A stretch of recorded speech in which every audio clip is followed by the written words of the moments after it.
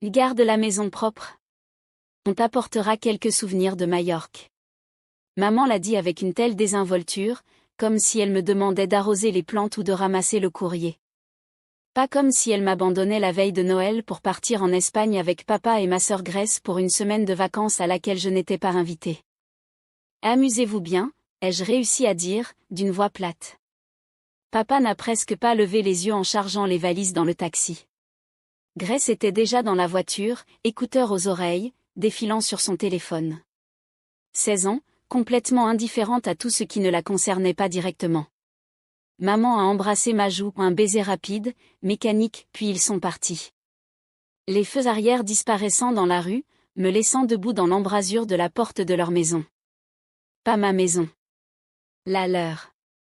Cette distinction était devenue douloureusement évidente au fil de l'année. J'ai refermé la porte et regardé autour de moi. Le sapin qu'ils avaient décoré se dressait dans un coin, décoré mais étrangement sans vie. Aucun cadeau en dessous. Ils avaient tous été emportés pour le voyage, les cadeaux de Grèce à ouvrir sur la plage, apparemment. La maison était silencieuse, à part le bourdonnement du réfrigérateur et les craquements d'un vieux bâtiment. Réveillon de Noël. Seule. Je n'ai pas pleuré. J'avais arrêté de pleurer pour ce genre de choses depuis des mois, peut-être même des années. On ne peut être déçu qu'un certain nombre de fois avant de simplement, ne plus rien ressentir. Ne plus s'attendre à autre chose. À la place, je suis entrée dans la cuisine et j'ai fait quelque chose que j'y pensais depuis des semaines. J'ai appelé une société de déménagement. Oui, bonjour, ai-je dit quand quelqu'un a répondu. J'ai besoin d'organiser un déménagement. Vous pouvez venir quand? On a de la disponibilité le lendemain de Noël, a répondu le gars. La plupart des gens ne déménagent pas pendant les fêtes. Parfait. Je prends. Laisse-moi revenir un peu en arrière, parce que ça doit sonner complètement fou. Impulsif. Comme une crise dramatique. Mais crois-moi, ça faisait longtemps que ça montait. J'ai 24 ans. Je suis retournée vivre chez mes parents il y a 2 ans, après la fin de mon bail et entre 2 emplois. Juste temporaire, m'étais-je dit. Juste le temps de me remettre sur pied. La première erreur. La deuxième, c'était de les croire quand ils disaient que j'étais la bienvenue. Que c'était aussi ma maison. Que la famille restait soudée. Ce qu'ils voulaient dire était, la famille reste soudée tant que tu es utile. Je cuisinais. Je faisais le ménage. Je payais un loyer 800 € par mois, ce qui n'était pas donné vu que je dormais dans ce qui avait été le débarras. Je faisais les courses, la lessive, je gardais leurs chiens quand ils sortaient. Je suis devenue l'aide ménagère sur place, qu'ils n'avaient jamais besoin de payer correctement. Et Grèce? Grèce avait sa chambre, fraîchement repeinte. Elle avait de l'argent pour s'habiller, pour les concerts, les sorties entre amis. Des cours de piano, des cours de conduite, et une voiture pour son 16e anniversaire. Pendant ce temps, je mangeais des nouilles instantanées dans un placard transformé en chambre, essayant d'économiser assez pour partir tout en leur payant un loyer été en faisant toutes les tâches ménagères. Quand j'ai essayé d'en parler à maman, elle se mettait sur la défensive. On fait tellement pour toi. On t'a offert un toit quand tu n'avais rien. Ne sois pas ingrate. Ingrate. Son mot préféré pour moi. Quand j'ai suggéré que Grèce pourrait t'aider un peu, maman m'a regardé comme si j'avais proposé quelque chose d'indécent. Elle est encore à l'école. Elle doit se concentrer sur ses études. Les études de Grèce consistaient en environ 2 heures de devoirs et 6 heures de TikTok, mais soit. Peu importe. Le point de rupture est arrivé 3 semaines avant Noël. J'avais reçu une offre d'emploi. Une bonne. Dans une agence marketing à Amsterdam, bon salaire, possibilité d'évolution. J'étais tellement excitée que j'avais du mal à me contenir. C'est merveilleux, avait dit maman, mais son sourire n'avait pas atteint ses yeux. Tu commencerais quand? Le 15 janvier. Donc je devrais déménager début janvier. Et déménager? Papa a levé les yeux de son journal.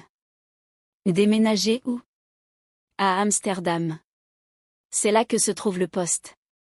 On aurait dit que j'avais annoncé rejoindre une secte. À Amsterdam? Mais c'est loin. La voix de maman est devenue aiguë. Qui va s'occuper de la maison? Qui va faire à manger? Et le chien? Pas un mot du genre, on est fier de toi. Ni, félicitations. Juste une panique immédiate sur l'impact que mon départ aurait sur leur confort. Vous vous débrouillerez, ai-je dit, en essayant de rester calme.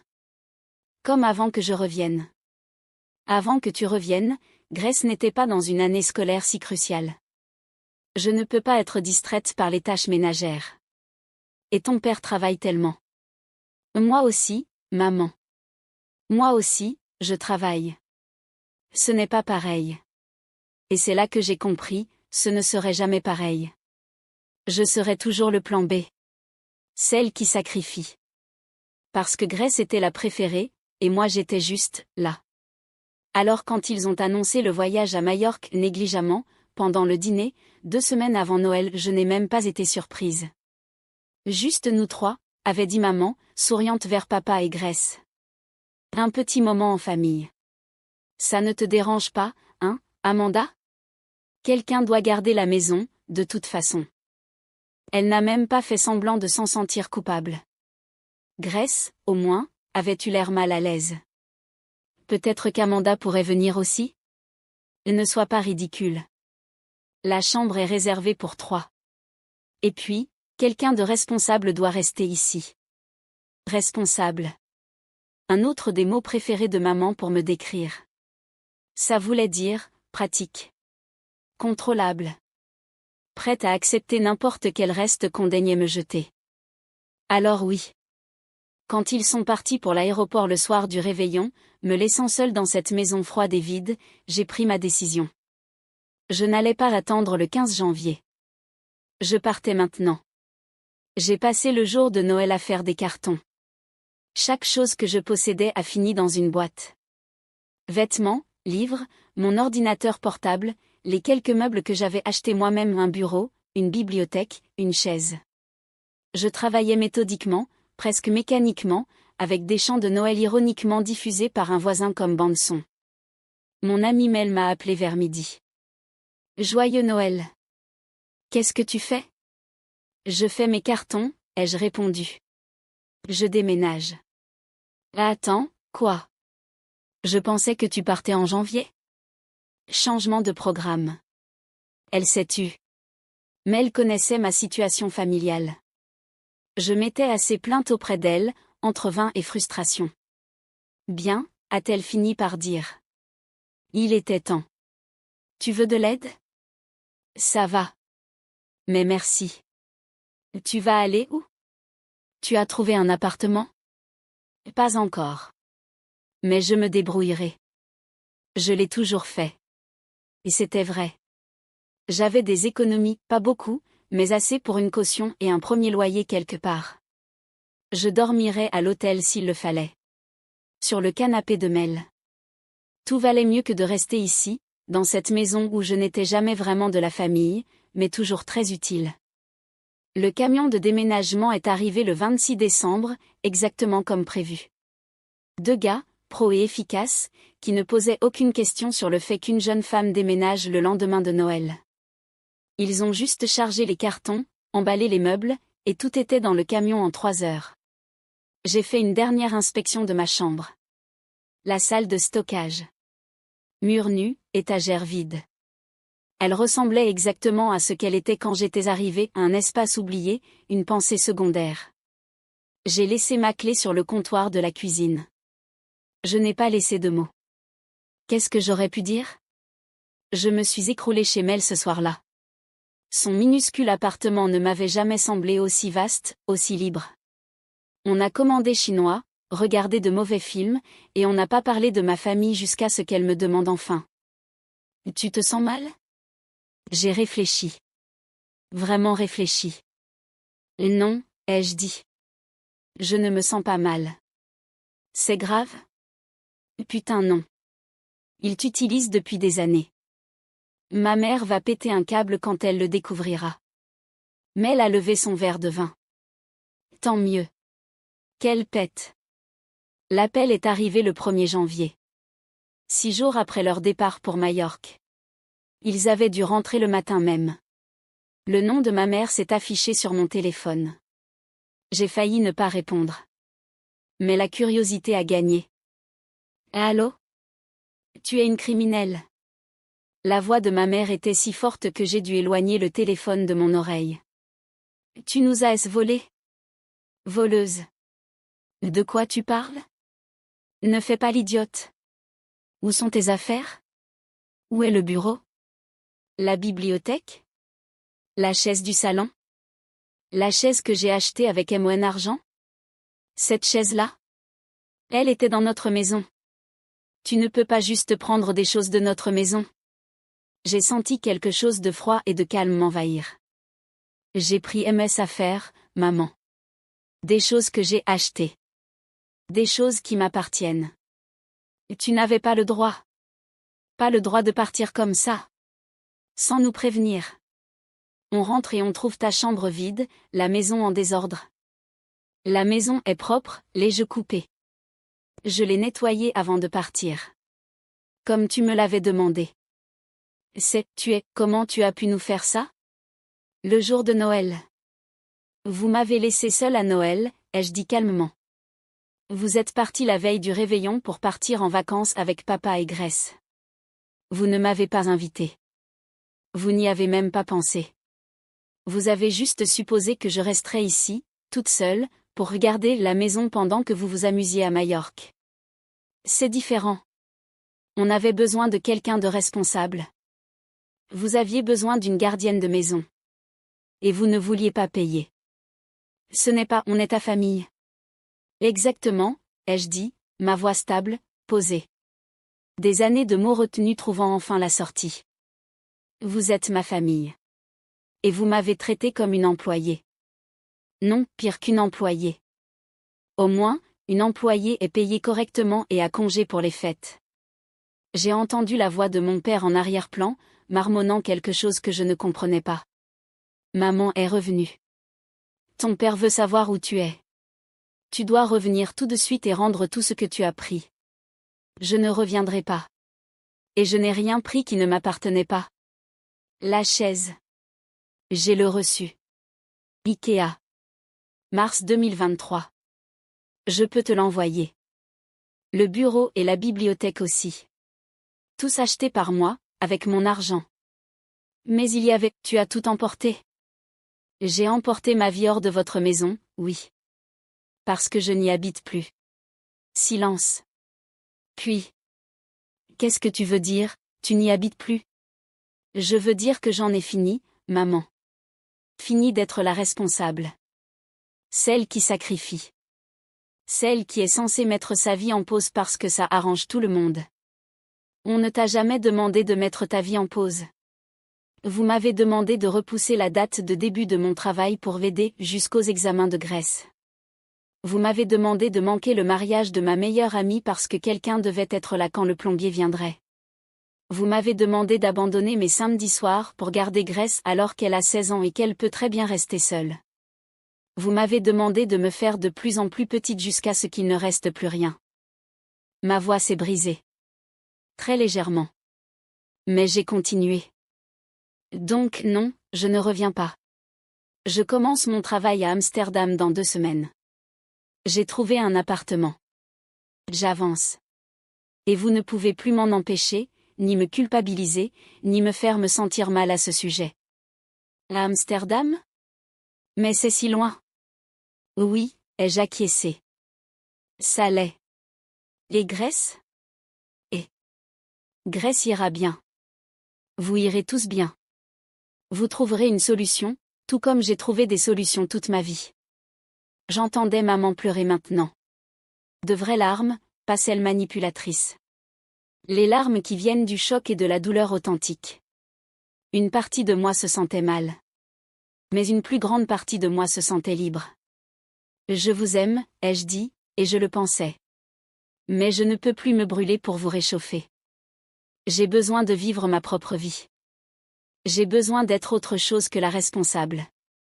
Papa a pris le téléphone. Amanda. Sa voix était grave. Tout ça, c'est beaucoup. Je sais. Ta mère est très bouleversée. Je le sais aussi. Il a soupiré. Longuement. Ce travail à Amsterdam. Il est bien? Il est vraiment bien, papa. Un silence. Puis. D'accord. D'accord. Tu es adulte. Tu as le droit de faire tes choix. Même si ça ne nous plaît pas. Il a baissé la voix. Même si on les mérite peut-être. J'ai senti les larmes me monter aux yeux pour la première fois depuis le début. Merci, papa. Ne deviens pas une étrangère, d'accord? Appelle de temps en temps. Viens nous voir quand tu peux. Je le ferai, ai-je promis. Et je le pensais. Maman a repris le téléphone. Ce sujet n'est pas clos. En fait, si. Je dois y aller. Mais, profitez de vos souvenirs de Majorque. J'espère qu'ils en valaient la peine. J'ai raccroché avant qu'elle ne puisse répondre. Mel, qui avait écouté toute la conversation, les yeux écarquillés, a laissé échapper un sifflement bas. Putain. Ouais. Comment tu te sens? Je me suis assise sur son canapé, le téléphone encore dans la main. Comment je me sentais? Plus légère, ai-je finalement dit. Je me sens plus légère. C'était il y a 3 semaines. J'écris ceci depuis mon nouvel appartement à Amsterdam. Il est petit et minuscule, en fait, mais il est à moi. Chaque meuble, chaque assiette dans le placard, chaque livre sur l'étagère. À moi. Le travail est incroyable. Stimulant, excitant, exactement ce dont j'avais besoin. Mes collègues sont gentils. Mon patron me respecte. J'apprends, j'évolue, et je construis enfin quelque chose qui est juste pour moi. Grace m'a envoyé un message la semaine dernière. Maman est toujours énervée mais elle commence à se calmer. Aussi, elle a dû engager une femme de ménage et elle est furieuse du prix LOL. Tu me manques. J'ai souri. Toi aussi. Viens me rendre visite un jour? Carrément. Maman n'a pas rappelé. Mais papa l'a fait. Des conversations courtes, maladroites au début, mais qui deviennent plus naturelles. Il me demande comment ça va au travail, comment est l'appartement, si je mange bien. Il ne me demande pas quand je rentre à la maison. Parce qu'on sait tous les deux, je suis déjà chez moi. Le truc avec les limites, avec le fait de se choisir enfin, c'est que ça ressemble à une trahison au début.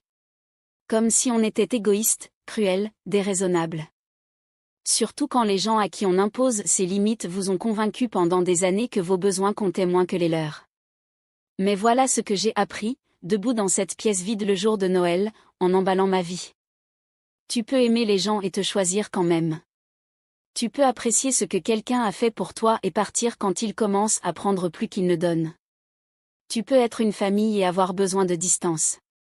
Parfois, la chose la plus responsable à faire, c'est d'arrêter d'être le filet de sécurité des autres et de devenir le tien. Je ne sais pas si maman comprendra un jour pourquoi je suis partie comme ça. Peut-être qu'elle verra toujours ça comme une trahison, un vol, un crime. Mais je connais la vérité, je ne leur ai rien volé. Je me suis volé moi-même. Et c'est le meilleur souvenir que j'aurais pu demander. Alors, à ces pièces vides, à ces camions de déménagement, à ces appels qui vous libèrent. À ces jours de Noël passés à faire des cartons et à ces premiers jours de l'an passé à les défaire ailleurs. À être la responsable, mais cette fois, responsable de soi-même.